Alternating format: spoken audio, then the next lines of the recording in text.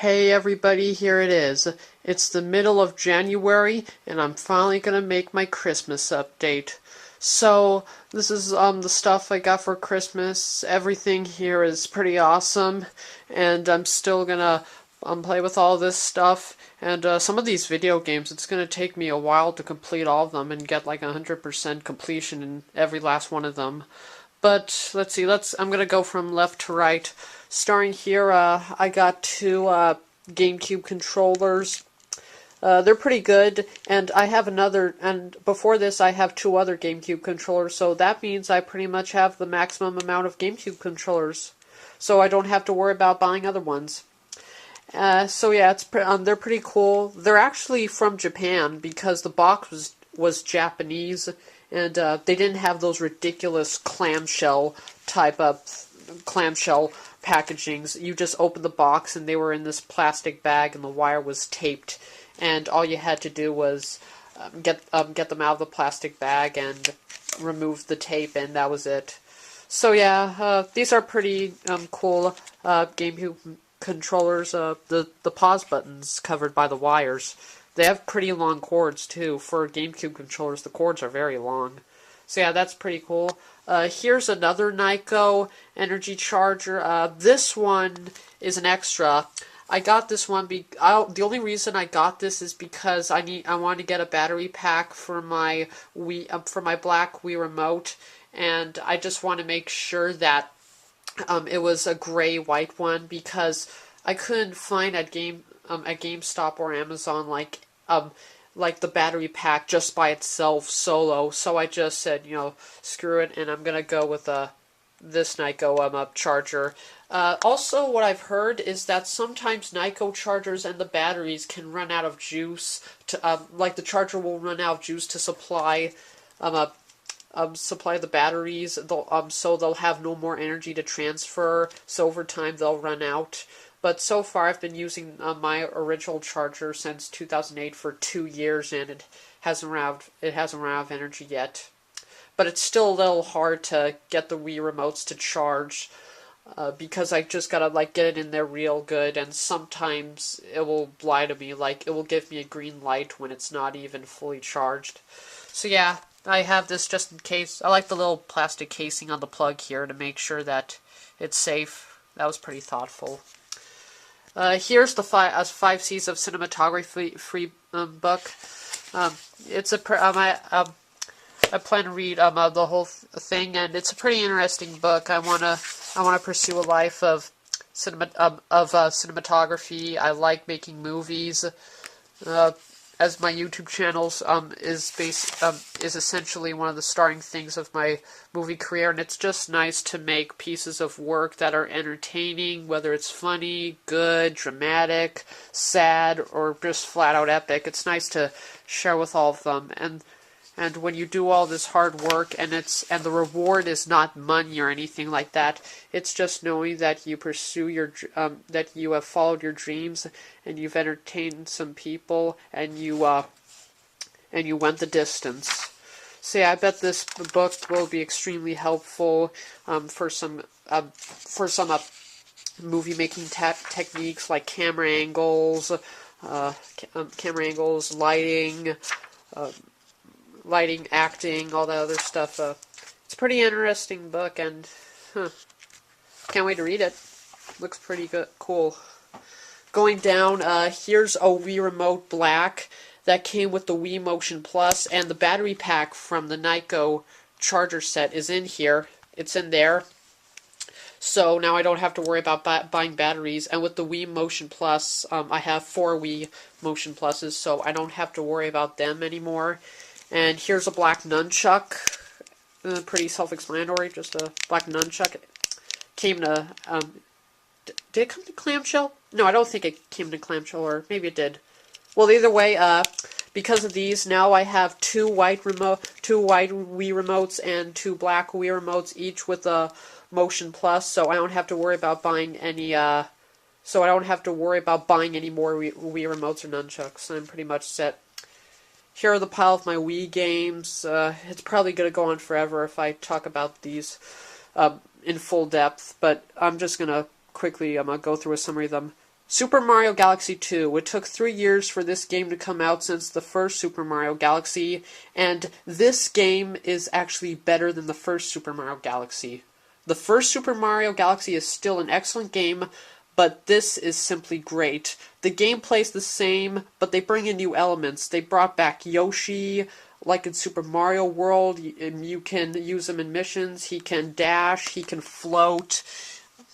He can let's see. He can dash. He can float. He can light. He can light places, and you can see platforms with him that you can't usually see. There's Cloud Mario, where you can create platforms to jump on. There's Rock Mario, which you can just roll over anything in your way. Also, the second player is better. The only thing I didn't like in the first Super Mario Galaxy was the second player. Although it was useful, I didn't help that it was exactly fun. The second player just controls another cursor to collect star bits for you. But here it's changed. Instead, you control a red-orange Luma, and it's better. Like in the first Super Mario Galaxy, you can shoot star bits, you can collect star bits, shoot them in enemies, you can freeze your enemies. But this time, if you press A at your enemies, the Luma can go to them, and they can actually shake them, and they'll hurt them. If you also point if the second player also points the star cursor at coins and 1-ups, the Luma will go over, and they can actually carry the stars and 1-ups to Mario or Luigi when they don't even touch him. Also, the stages, as usual, are unique. There's not one stage that looks the same, to quote Nightwing. The Nightwing, the Ultimate Video Game Reviewer, and it's just an excellent, well-done game. I love this game. I mean, seriously, this is so far the best 3D Mario game ever. And the plot's the same. Bowser this time grows to Godzilla size. He captures Princess Peach. Mario has to go rescue him. It's an excellent game. I highly recommend it. But, Mario, when will you learn? It's been 14 years. You're not gonna get any cake. The cake is a lie. It's always been a lie since your first 3D game. Oh well. Here's one of the games I was really looking forward to getting. This is GoldenEye 007. It's a remake of one of the most influential first-person shooters, and what many people consider to be the best first-person shooter ever, which was originally released in 1995 for the Nintendo 64. The game is so famous that not even a lot of people know the original game GoldenEye 007, and this remake captures it well. It's more closely related to the movie than it is to the game, but it borrows a lot from the Call of Duty gameplay too. You can charge, you can aim down your sights, but it still keeps the classic tradition of the old one. Because you still have local multiplayer, 4 players at tops, which is just excellent. Really, the co-op conflict multiplayer in this game is great. The online multiplayer is absolutely fantastic. The missions are great. The graphics are very good. And let me tell you about my Black Ops review. This, I think, was the best first-person shooter of the year. Nintendo went really well with this game. Well, it wasn't Nintendo. Let's see, Activision,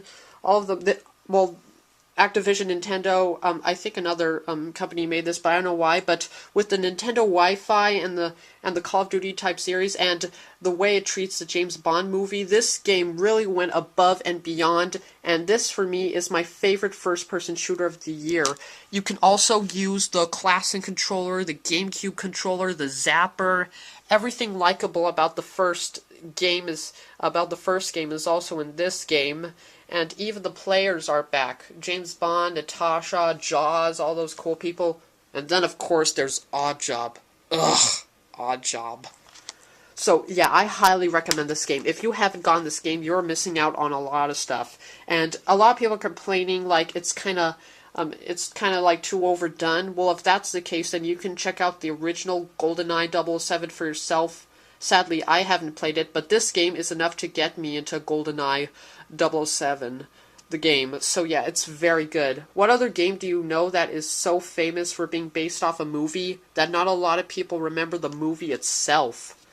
And I bet this didn't get licensed by Rare, but Rare should really stick to Nintendo. I mean, after after Rare became part of Microsoft Studios, it hasn't been exactly good.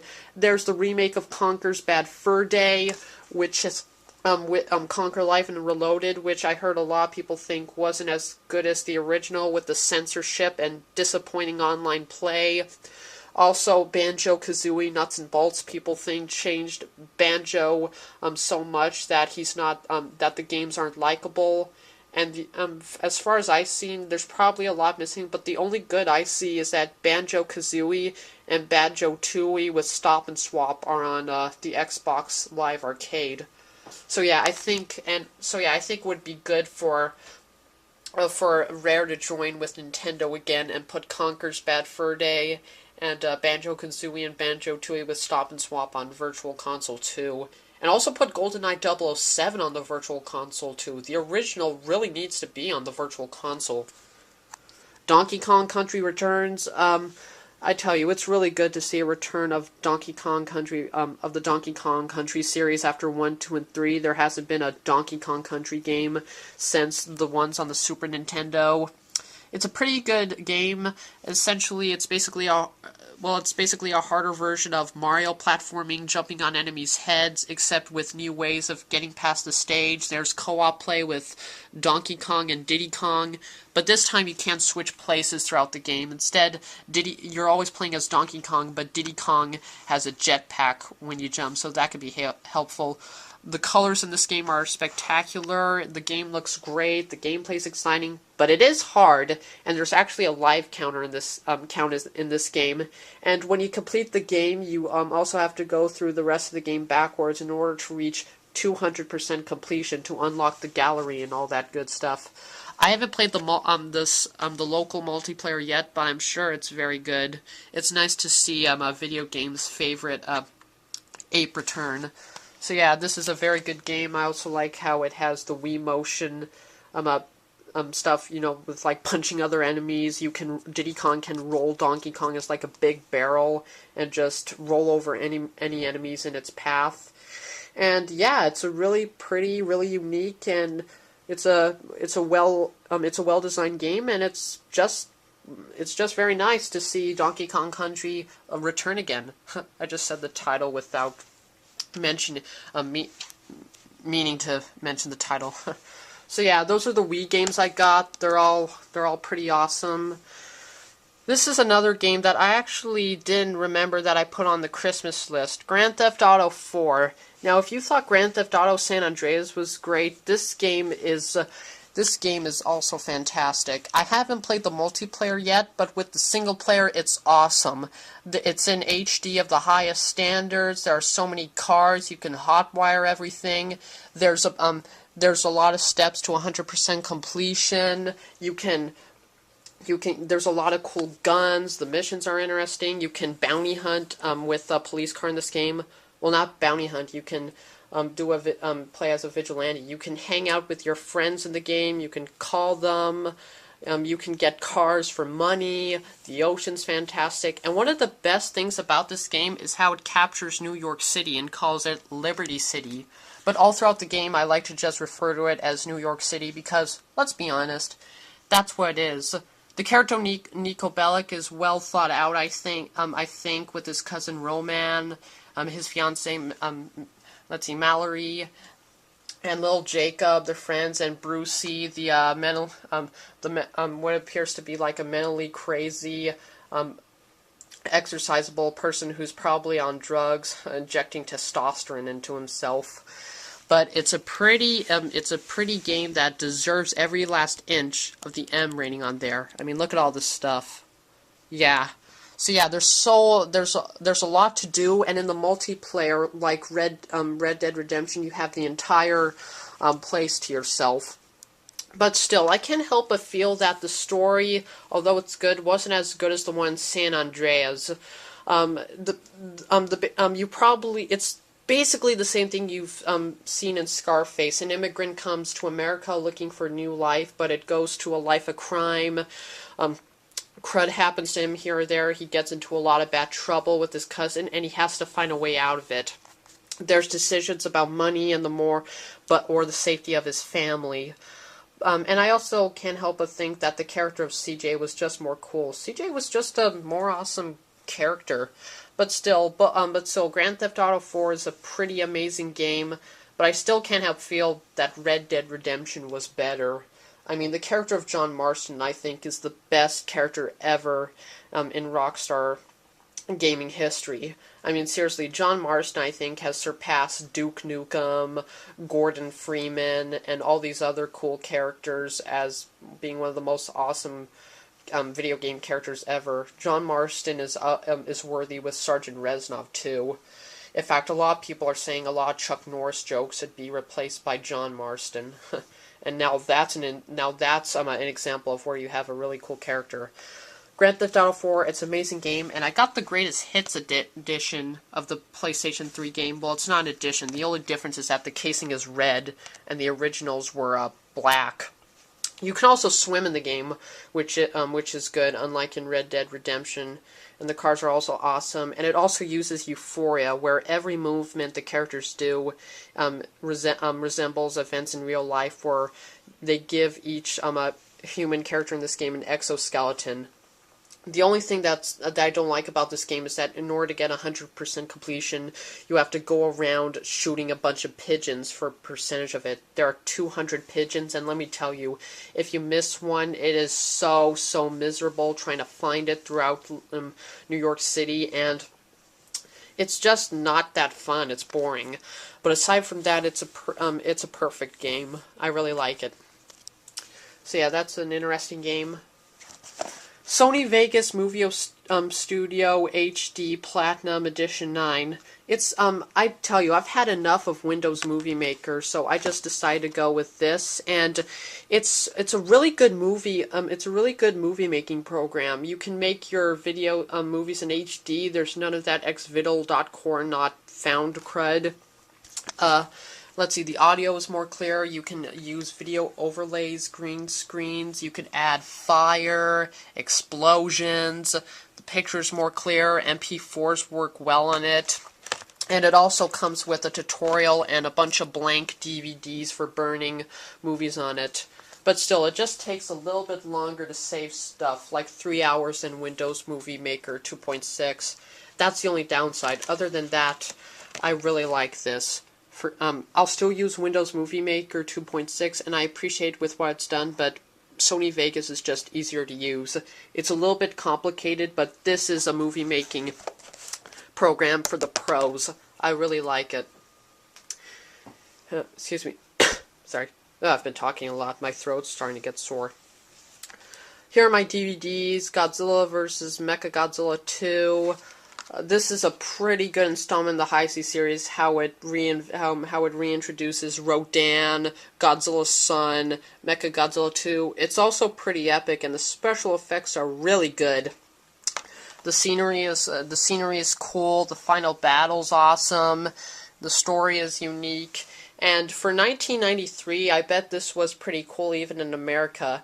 It's a shame the entire High C series never wasn't released in America, aside from Godzilla in 1985 and Godzilla vs. Biollante until the internet and the access of DVDs. Nearly like half a decade after the High C series ended, it was introduced to America in the forms of DVDs and VHS copies. So yeah, this is a pretty cool movie. Again, 10 out of 10 just because it has the coolest movie monster ever, Godzilla. Here's All Monsters Attack. I already have this in the English version as Godzilla's Revenge. And let me tell you, still, I like this movie. A lot of people despise this movie, and again, it's shameless that it uses stock footage over and over again, but I just grew up with this movie, and I can't help but feel that I have a connection to it because the character of Minya and how he teaches Ishiro is pretty unique, and it's kind of like an inspiration to stand up and be brave. Also, as usual, the artwork on the back is pretty cool. And although Gabra I think is a cool monster, how he uses electricity and is symbolic of all the childhood bullies little kids have faced, and now Ishiro is this underdog, and how he's able to step up, and with the assistance of Godzilla and Minya, and all of Monster Island is a dream. Ishiro dreams, and so yeah, I still think that this is a good movie, again, 10 out of 10 because of Gojira, and also the ending is not what you expect. It's not like Ishiro completely banishes and beats up all the bullies. Instead, he kind of does something naughty. The ending is a little tacked on, but aside from that, I kind of like how he starts to make friends with the bullies instead of just annihilating them. So yeah, aside from the stock footage, pretty unique story. It appeals more to kids, to adults, but when I was young, that's why I loved it so much. I haven't seen this yet, but this looks pretty funny. Family Guy, it's a trap! It's a parody of Return of the Jedi, how Family Guy parodied episode 4, Star Wars, as the Blue Harvest special. I think it was in 2007, and then they parodied episode 5, The Empire Strikes Back, as something dark side, which was from one of the earlier episodes. And they called it It's a Trap because let me get this out. They called it It's a Trap because that's one of the most famous memes from how do you pronounce it? Meme or mem? Like internet memes, but it's like a new, like, funny slogan from Admiral Akbar when he realizes what the Empire has set up when they think that they can go into the Death Star. But it's pretty funny. Chris is Luke Skywalker, Peter is Han Solo, Lois is Princess Leia, Stewie is Darth Vader, Mort is Lando Calrissian, and I don't know who the Ewoks are yet. And let's see, Lois's father, I forgot his name. Lois's father is the Emperor, and still, it's just funny to see all these characters look like the Star Wars people. And also, Quagmire and R2-D2 are C-3PO, and Quagmire and Cleveland Brown are C-3PO and R2-D2. So yeah, this looks very funny. I bet I'm gonna laugh. I'm gonna laugh all the way to the other room when I see this. So yeah, I probably missed some Christmas gifts, but so far this is my Christmas update. I hope all this stuff. All this stuff may appeal to to a lot of people who are interested in items like these. And I got a lot of awesome stuff, and it was a pretty cool Christmas this year. Well, that's my Christmas update, which lasted 23 minutes. I'll see all YouTubers later. Bye bye.